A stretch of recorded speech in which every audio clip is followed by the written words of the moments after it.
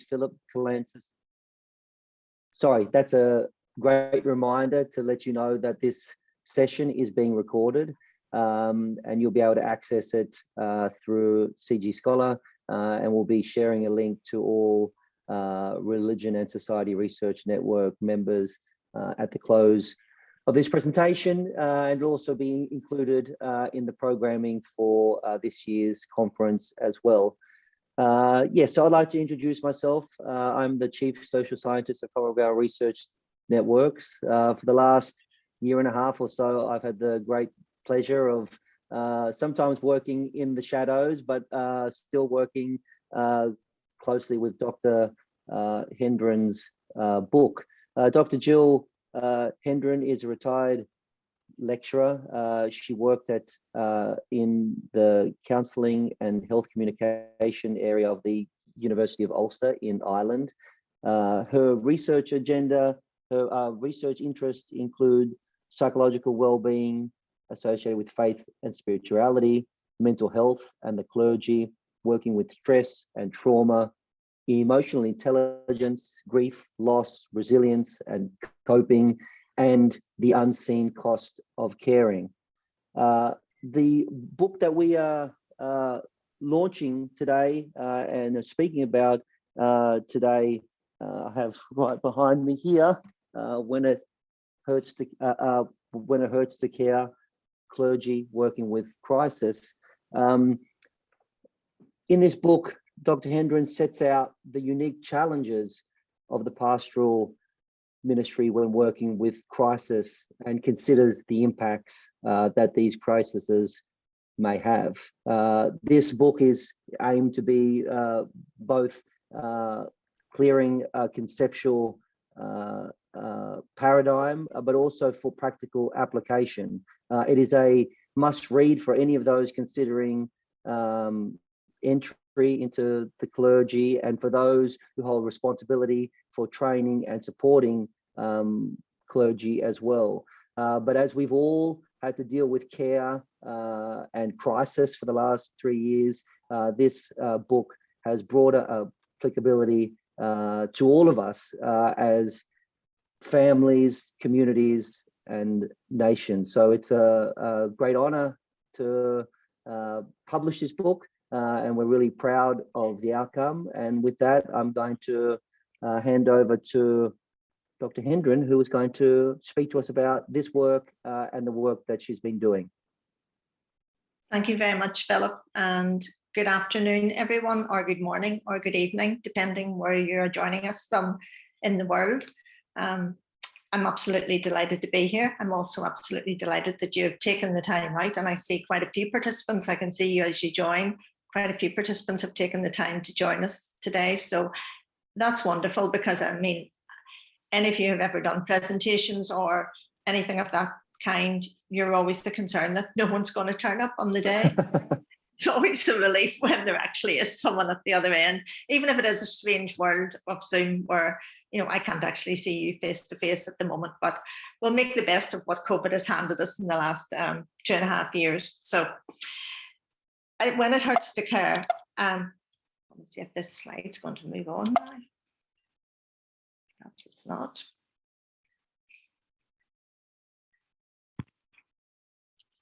There we are.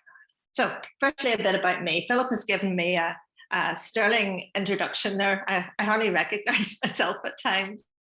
My name's Jill Hendron. I'm actually based in Belfast, just outside Belfast in Northern Ireland. I am actually at the moment in a very sunny Spain because I'm on holiday at the moment. So I'm talking to you from a very warm Murcia region, which is very unlike Northern Ireland. Up to a few years ago, I worked for the University of Ulster, and I still do quite a bit of teaching work. I teach counselling both at undergrad and postgrad level, and supervise research projects up to PhD level. I've also been a grief counsellor for a very long time. I was counting up just before I came on there. So I think it's about 29 years. Though, to be honest, in the last few years, I probably haven't done as much practice work as I would have previously. I've also trained more recently to work in the coaching area because it's been kind of refreshing to work with the more positive side of life, perhaps, than some of the issues that come into counselling. And I'm also an emotional intelligence, qualified emotional intelligence practitioner, which we'll get on to later on in the this time. We'll get on to later on in the presentation. I always wonder where to start in something like this. Do you just dive in and start with the book? And actually I thought, no, I'm hoping you might find it interesting to know how the journey to this book kind of evolved for me. I always tell my students that it's really interesting, even when we're teaching, you know, someone like Freud or Carl Rogers, to know the context in which they develop their work, because a lot of the time you can see the individual behind the work that they come up with. And the journey to this book has been a long one. The actual writing of the book was probably the shortest bit at the end of the day, but the journey to the book has been a long one. Suppose if I had to pick a starting point, I would go back to a beautiful August day in 1991 when my youngest sister Wendy, who at that stage was 28, went out on a car journey and didn't come home again. Wendy was killed in a road traffic accident. She was killed outright, and she was the passenger, and the driver walked away with a scratch. And I think that was my first real encounter with grief and trauma and loss. You know, personally and professionally, it set me on a different journey, because in the kind of reasonably term after Wendy was killed, one of the strengths of Northern Ireland has many challenges, but one of the strengths of Northern Ireland is its voluntary sector, and particularly its bereavement voluntary sector. The work that they do in various organisations with grief is astounding. Anyway, long story short, one of the grief organisations at that point in time had a very long waiting list, and a client who was waiting to be seen in the meantime sadly took their own life. And I remember saying to my husband, wouldn't you think more people would train to become grief counsellors? And off the cuff he said, well, why don't you? And that was kind of a catalytic moment for me, because it started me on a journey to this book. So I waited 2 years. You had to wait, obviously, till you're over your own, dealing with your own loss. Did my counselling training, practiced for many years, and then actually returned to university and did a degree in communication with counselling. Discovered not only did I love it, but I was actually quite good at it. And then I got the offer straight away after my undergrad degree for a funded PhD, which has informed much of this book. And then ended up in the job actually teaching the degree that I had done. So that's kind of the professional journey to this point, as well as the personal. Why did I end up with this subject? Well, I don't know anything at all about how many is it, 56 people on this call, but I'm assuming a lot of you probably have an interest in this subject area, and perhaps you're counsellors or therapists yourself.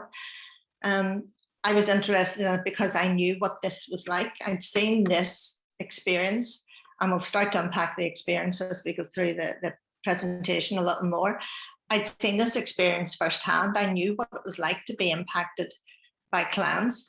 So when I was putting my PhD proposal together, I wanted to look at, because I was working in the voluntary sector, I thought, oh, it might be interesting to compare this experience of precarious impact between different sections of counsellors. So those who work as for a paid profession and those who work in the voluntary sector.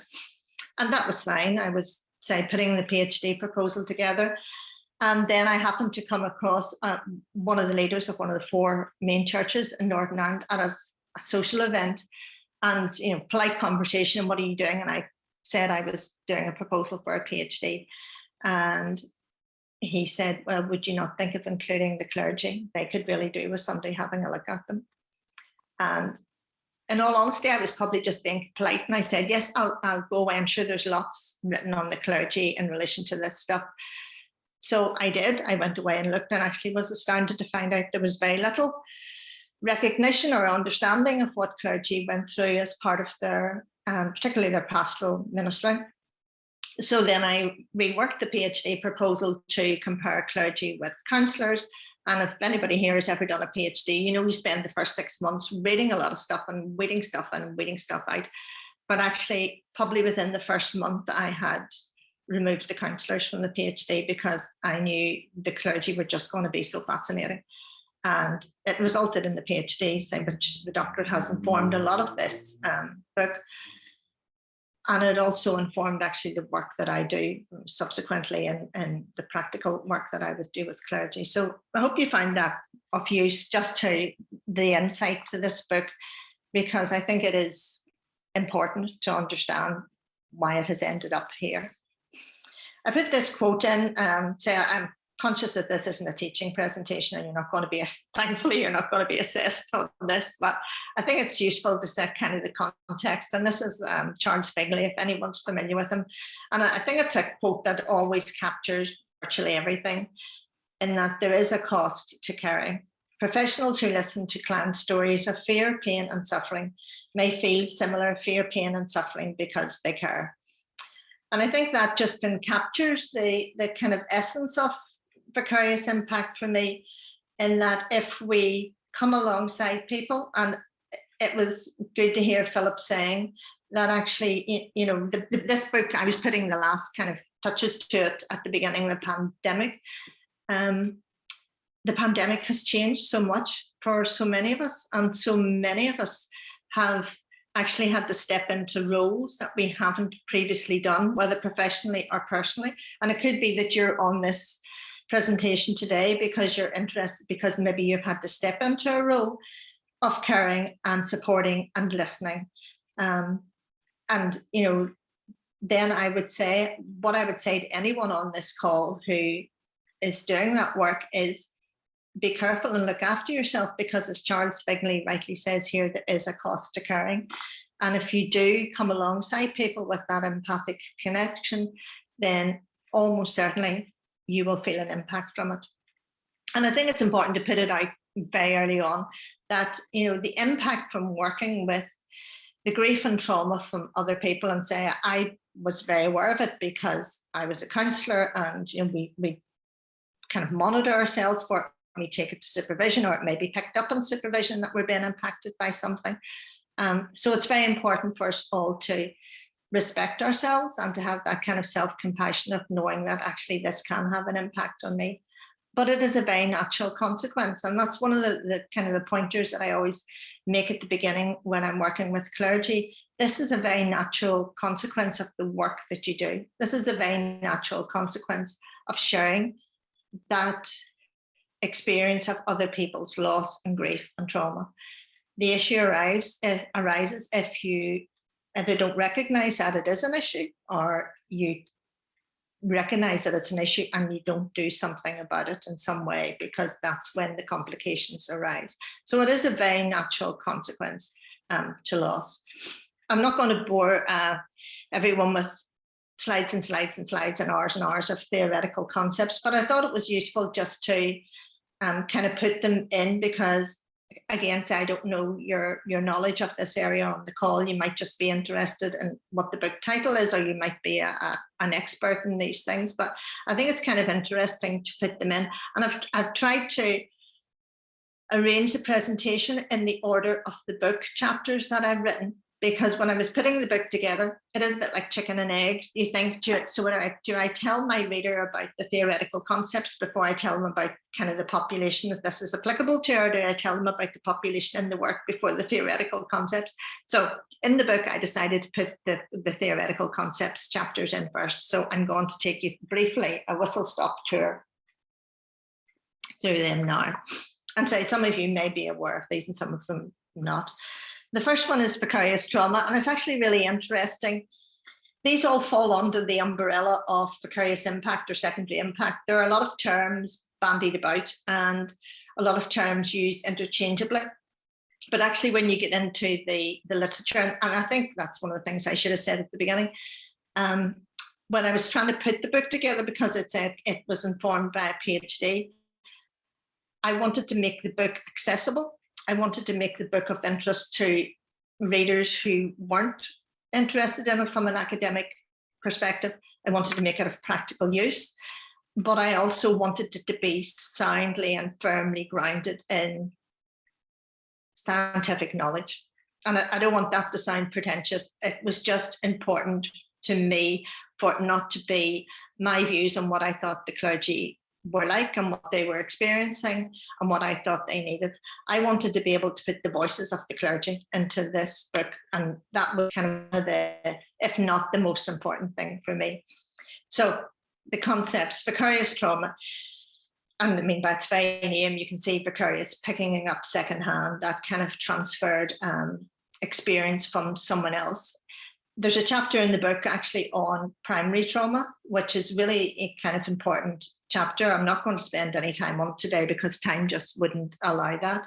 But to understand secondary trauma, it's good to go down the road of primary trauma and understand it. And I suppose we'll all be reasonably aware of primary trauma events and, you know, something, an experience like PTSD emerging from that. Some of them, you know, the major trauma events would have been, you know, the Twin Towers, or obviously I come from Northern Ireland and we have had a history of trauma events. But actually for vicarious trauma, you're not there at the event. What you're doing is you're listening to this experience through someone else's eyes, but you're still in many cases being exposed to many of the sights and sounds, albeit vicariously. So this whole kind of subject area is actually still almost in its infancy, like many things in social sciences are, because I think we've only kind of almost had the headspace to start and unpack things like this. So precarious trauma arose from actually two mental health therapists, Perlman and McCann, who worked with adult survivors of sexual abuse. And I think I read somewhere that Laura Perlman was being interviewed, and initially this kind of came up in a very informal coffee break conversation that people had noticed they were being impacted. And I think one person had said to the other one, actually, I'm feeling the real cost, the real price of the stuff that I'm listening to from our clients. And of course, thankfully, the other person was willing to talk and willing to be open and said, it's hitting me too. And like many things, it just evolved. So they developed an interest in this area of secondary trauma, went on to do a lot of work, have developed this theoretical concept. And I always think theoretical concepts in social sciences are fascinating because sometimes people who are a bit skeptical of the social sciences will say, well, you know, sure, that is something else. Anyway, that's the thing about social science. It is looking at life's experiences and behavioral experiences, emotional experiences and cognitive experiences and giving them a name, giving them a construct in which to understand them, in which to measure them, in which to perhaps in vicarious trauma and the other things that we'll talk about, to place risk factors and to place factors that will mediate it. So they went on to produce a whole body of work. If you're interested, I mean, their work is freely available all online and it's covered extensively in my book. But they went on to develop vicarious trauma, and they actually produced a scale and a test that you can measure their concept of vicarious trauma with, called the Trauma Attachment and Belief Scale. It's actually, their work in vicarious trauma was grounded in a lot of Banno's work on constructive self-development theory. I'm not going to spend, say, hours on that, but if you're interested, it's a fascinating theory to look at and how we construct our social realities as we do from our experiences and from what we see and from the influences around us and from our past and our present and our future. So that was one of the concepts. And when I was doing certainly my research and then putting the book together, I thought I need to include all these terms used interchangeably, because sometimes in the academic literature, you might be reading something that says it's about vicarious trauma, which actually deals more with the cognitive schemas, the disruption to self-esteem and safety and trust. But actually sometimes within the literature, they talked about a scale or something that had been used, but they were looking more at Feigelig's work in secondary traumatic stress. So I chose to include them all within the book and within this PowerPoint briefly today. Compassion fatigue is the other kind of conceptual one of the main ones that I've included, the two of them. It comes from Charles Figley's work, and anybody who's familiar with Charles Figley will know he's kind of one of the guru in this sort of area. His work would originally have emerged from working with people who had come back from Vietnam. He was interested in, again, that the impact that they may not have been directly involved in events, but they seem to be affected by it in some way. And he developed his concept of secondary traumatic stress, which was really interesting because I think quite early on, he discovered that the concept of secondary traumatic stress seemed to be quite stigmatized and people weren't very keen to discuss it. So he changed the name to compassion fatigue, and the two would be used interchangeably now within the literature. He just felt that the term compassion fatigue was much more palatable and much more acceptable, and people were more willing to talk about what they were experiencing if they had this.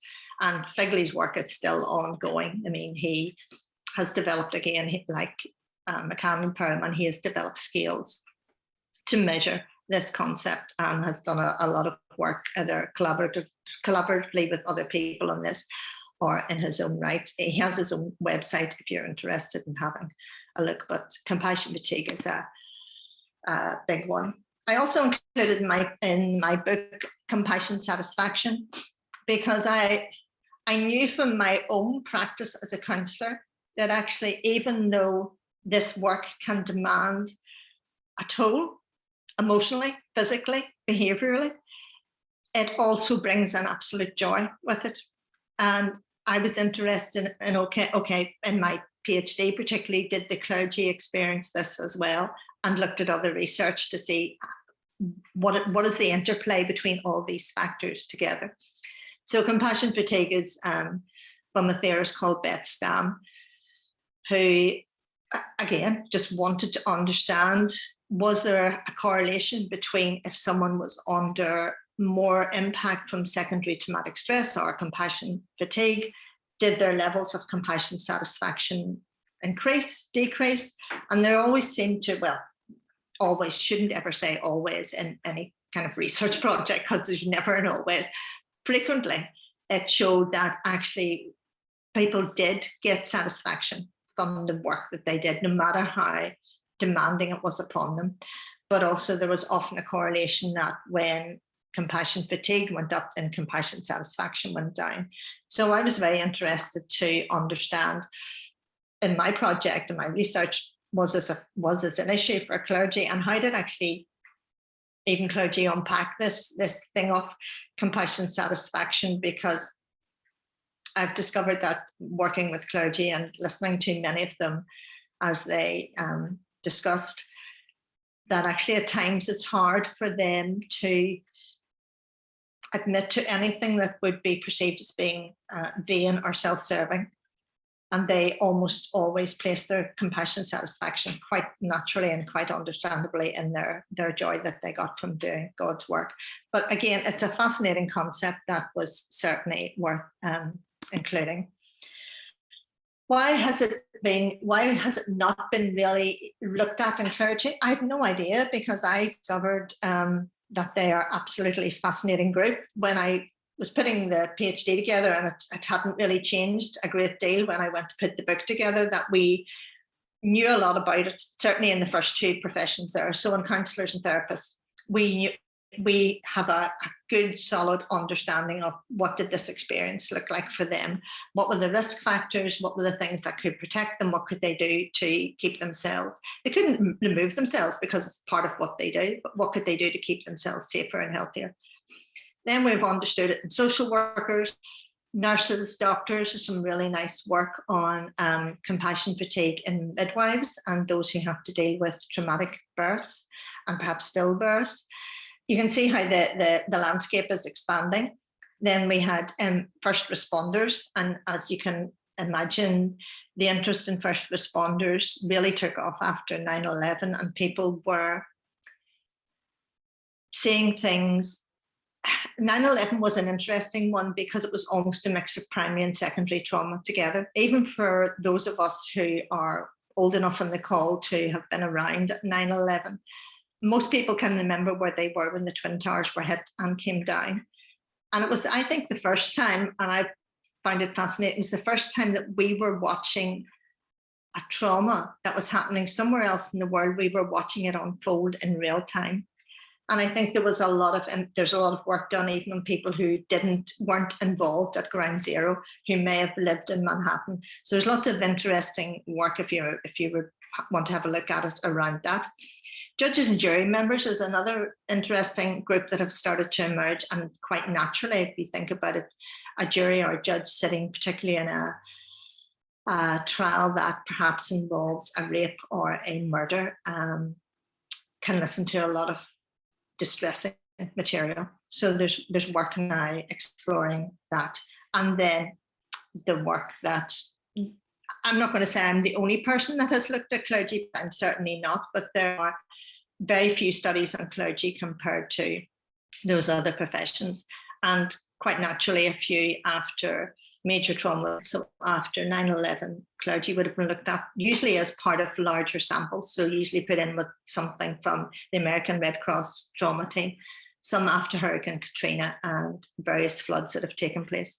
So clergy turned out to be an interesting group, and I'll get to the kind of the specifics of them. Why is anybody impacted? And say this is all dealt with in much more detail in the group, in the book, but people are impacted purely because they are exposed. So if you have been working with someone, a client or a colleague, and you have been listening to this, or a family member, the exposure is the thing that is the biggest risk factor. Of course, you're not going to experience compassion fatigue if you haven't been exposed to someone else's material.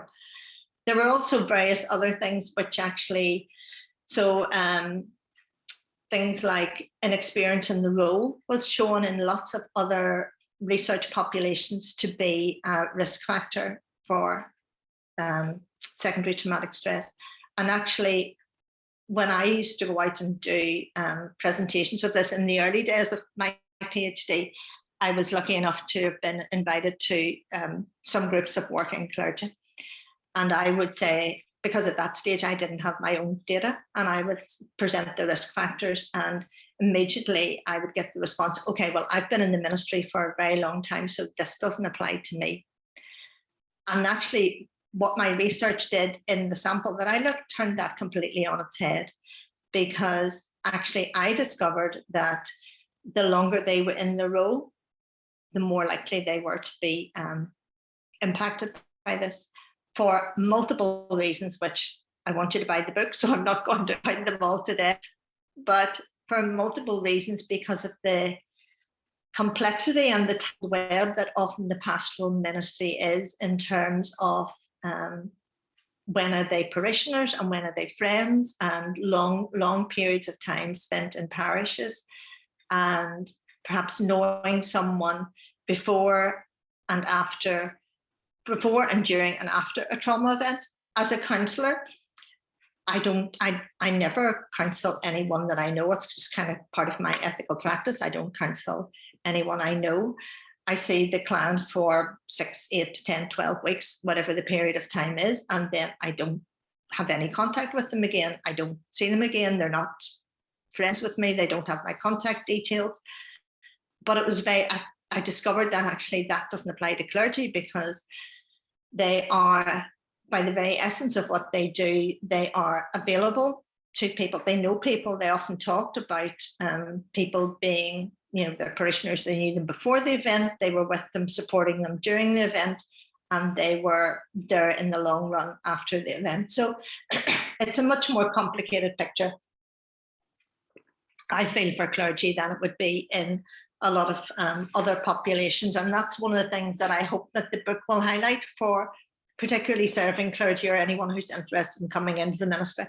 I hope it's one of the things that they will be a takeaway message for them, that actually in their early days in the ministry, they actually seem less likely to be impacted because they are so well supported in terms of having a mentor or having some sort of supervision. And the word supervision was another interesting thing to unpack with clergy as well, because I was used to using the term supervision because that's what we use in counselling, and it's a very natural thing that we do. But actually the term supervision had much more negative connotations for clergy, which made it harder at times for them to seek help. So why the group? I've probably covered this slide originally in what I've said before, but they are just a fascinating group. And I think that the beginning were, one of the bishops had said to me, have a look, would you not have a look at this group? And he's actually retired now, but he was interested because he had this experience himself and was very cognizant of what the pastoral ministry could demand of them, had felt the consequences of it, and was clearly very concerned for his own clergy under his care, and the fact that he wanted them to be aware of this and supported through the experience. So they are a fascinating group. If anyone is familiar with, we know kind of a lot about clergy in terms of burnout, and I'm separating the two because for me, burnout and secondary traumatic stress are different in that in burnout, there is not the trauma element. We can have burnout if we work in a supermarket or any other organizational setting. Secondary traumatic stress is very different in that the trauma element is brought in.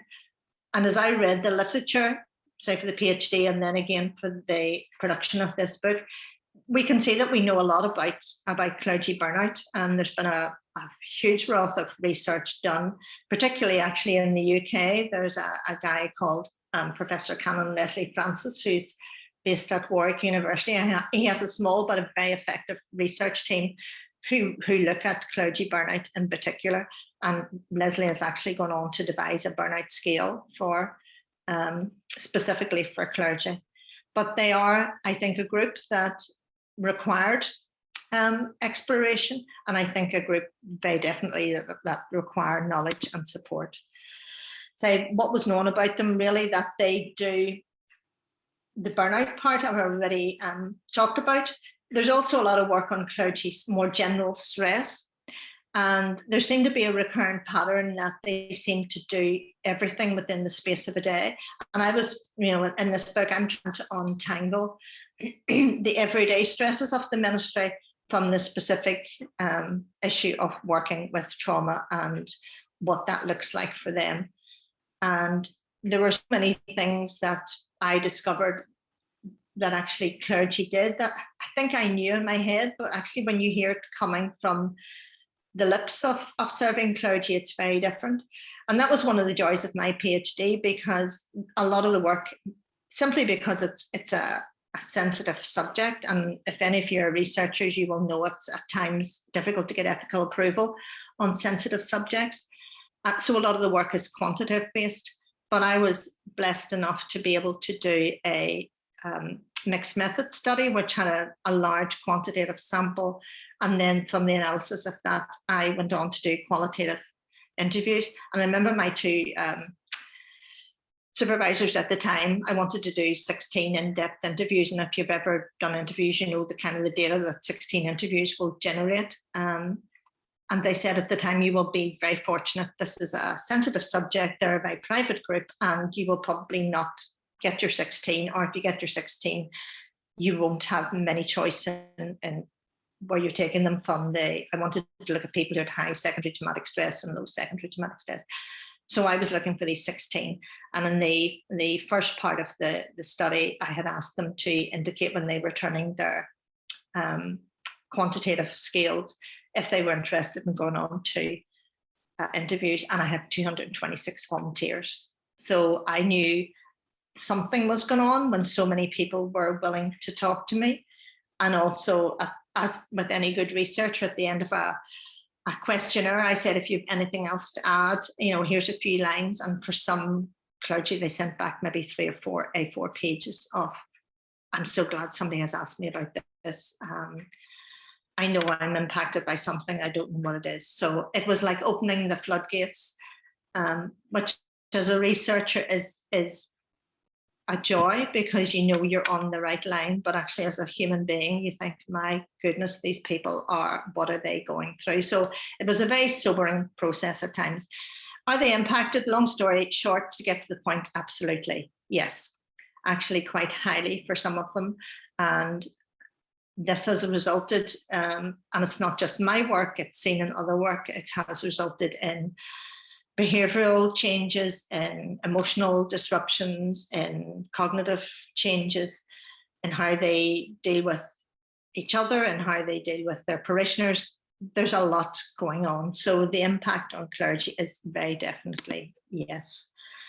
I also looked at something called emotional intelligence in my research because I'm interested in the impact of emotions. And I've actually included a chapter on it in the book because I think it's one of the more positive sides to this experience. So when I was looking at this experience of secondary traumatic stress, I wanted to say, well, how does emotional intelligence fit into this? And you can see from that slide, I actually used the Mayer, Salvo and Caruso model, if anybody's familiar with emotional intelligence. And it's a 4-branch model that is using emotions, perceiving emotions, understanding emotions, and managing emotions. And I wanted to see, did this have an impact into how they recognized it? Even how did they go out and source help quicker because of their higher emotional intelligence level? Anyway, there's a chapter of this in the book, but the answer again to this is definitely yes. That emotional intelligence did have an impact on how they recognized and dealt with, and even the coping strategies that they used. It was fascinating to interview clergy who had very high emotional intelligence and others who had very low emotional intelligence, and to see how the experience panned out for all of them. So emotional intelligence is included in the book as well. I'm just going to close because I know the time has kind of really gotten away with us. It's almost 4:45 here, my time. Aspirations for the book. I think every author has aspirations for the book, and I would be no different. First of all, I hope it sells for me and for Common Grounds Research Network, for the faith that they've put in my work. But I also hope that this book will be of use, not just academically. I already know what's going on a few reading lists in training colleges for clergy, but actually that will be of use in the day-to-day pastoral ministry of those who have moved beyond their training stage. And also for other people, because I think that this stuff, whilst it talks about clergy working with crisis, as Philip said at the beginning, and I've already mentioned, COVID has changed a lot of things. Even as a grief counsellor and somebody who does research in grief, there's a lot of work to be done into how COVID has changed our grieving patterns and how it has distorted our grieving patterns. And when many of the normal, for want of a better word, support strategies weren't there, then how did people deal with the grief? Not necessarily, it didn't have to be that we had lost specifically someone from COVID, but the fact that we had lost so many things about our lives and so many things that we thought made us who we were, and suddenly our world was flipped on its end inside the space of a few short weeks and months. So I hope that this book will have a resonance beyond just clergy, and that anyone who picks it up will find it useful. Say it's firmly grounded in academic research, because that was one of my main concerns, that it was sound. But it's also, I hope, particularly as you get to the end, where there's a practical chapter into, okay, this is how this all looked academically, this is how it can be distilled down for you in the real world outside this book. So thank you very much for listening. And I think, Philip, you may have some questions. Yes.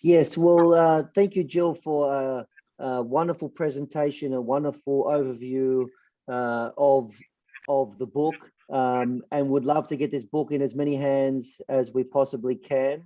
If you're an active research network member in Religion and Society, I want to remind you that you can download an electronic copy of this book, and that's included in your annual membership fees. Patricia's also going to put the discount code in the chat for those who want to order the book themselves. And yes, it's been a fantastic turnout. Thanks to everybody for being here.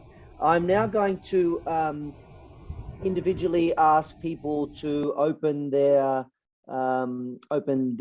sound so they can ask the questions they've asked. I'm going to do these in no particular order, and I apologize if I pronounce your name wrong. So if and when I get it wrong, if you could just clarify your name. So the first question, I'm going to turn the microphone over to Tanisco Pori. Is that how I say your name? I apologize. Thank you very much. My name is Danki Sopori from Vision Research Consultants in Lesotho. So I think I put my question in the chat box, and I think what I wanted to understand is, I mean, I was hit by COVID, and my wife had to look after me, and it was actually bad. But she always showed or demonstrated that resilience, and she never looked worried about it. I'm okay now, but my question is, should I be worried that maybe later on she will show some signs which may be negative or affect her day-to-day life or even affect the relationship? Because with the state in which I was, I would expect her to have been worried, but she never showed a sign of kind of a despair. I don't know if my question is clear. Should I be worried that she didn't cry? Thank you. I know it is clear. Thank you. It's a good question. And it is a really interesting question because I'd say I've worked with clients for a very long time.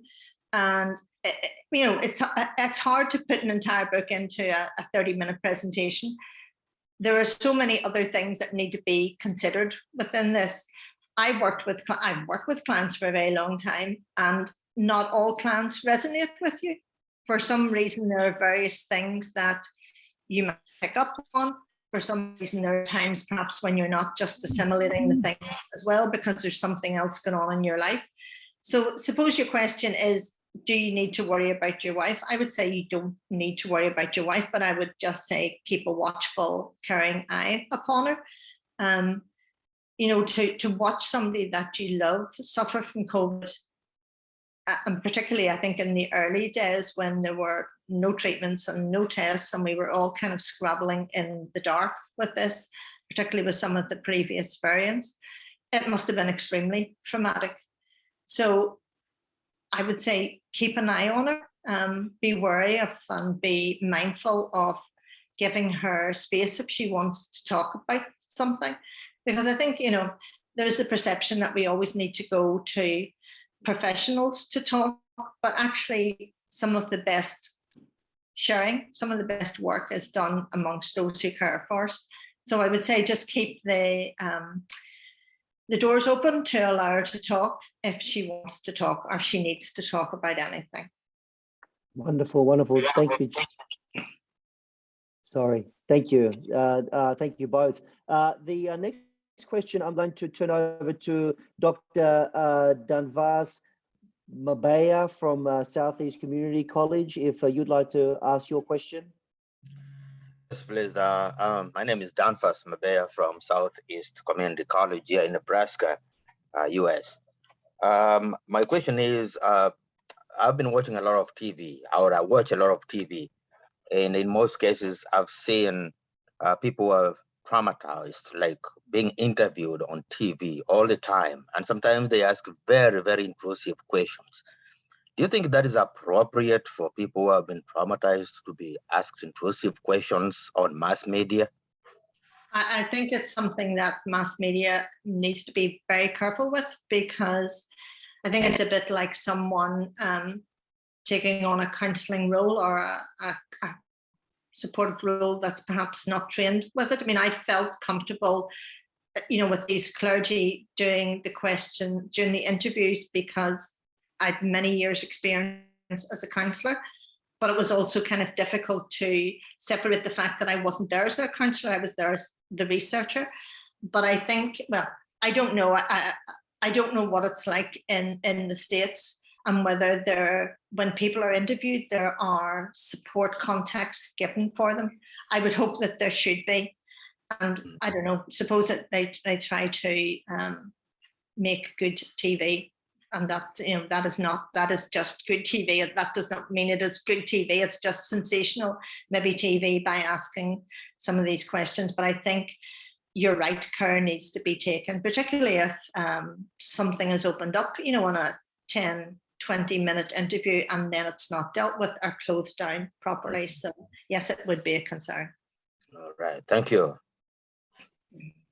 Yes, thank you very much. And you know, it then interfaces with that question of what is the role of the fourth estate in being trauma agents. You know, as you know, in the demands to sell more papers or get more visibility. In what ways do they exploit without giving people the kinds of tools that you speak about to really critically engage with what this means in a psychological sense? You know, this is probably the most important question of our time right now. Yeah, and I think also to have the respect for the person who is willing to share their experience with you.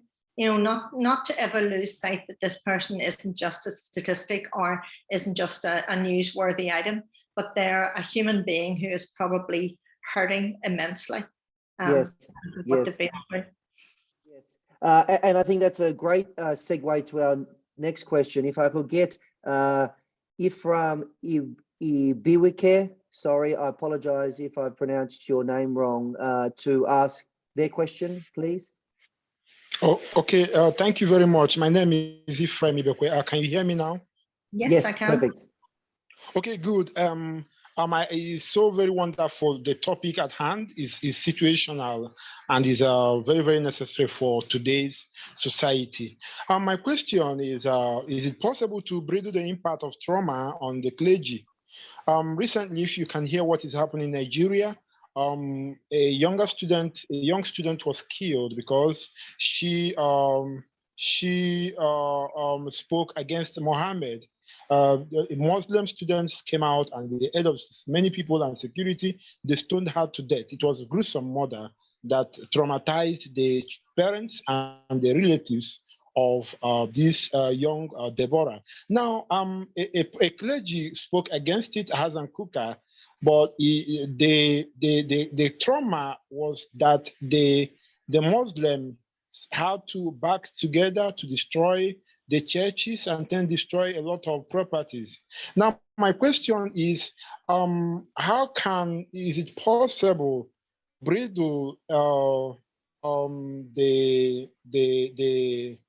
impact of the trauma on the clergy, especially with the incitement of war through the social media, inciting war and how it has caused trauma to persons, because we know that the cause of this problem started from the WhatsApp group. So how can we bridle the impacts of trauma on the clergy, those who think that it is their right to speak out, to speak truth to power, and especially in our modern day society? Okay, thank you. And the connection wasn't great at times here, but I think what you have described sounds to me more like a primary trauma event for the clergy involved rather than something that they're taking on precariously. If that sounded right, the experience you were describing would that be? Yeah. You know, so yes. so the concept of secondary traumatic stress probably wouldn't be as applicable in that case, because clergy are dealing directly with the primary event rather than listening to the experiences of others. I know that probably doesn't really help your question, but I think they're two very distinct experiences. Yes, and I think one of the points that really came through and what was powerful, I believe, about the clergy being this case study is how they're at all dimensions, at all aspects, prior, you know what I mean? They are not anonymous people, they are community people, they carry the weight of a congregation too, and these complications are very deep and impactful. Yeah, please go on. And that was it, Philip, because I certainly discovered in the research which showed that actually clergy are often involved at the primary event. So I had clerics who talked about being there with the first responders at suicide and having to help remove the body. Right.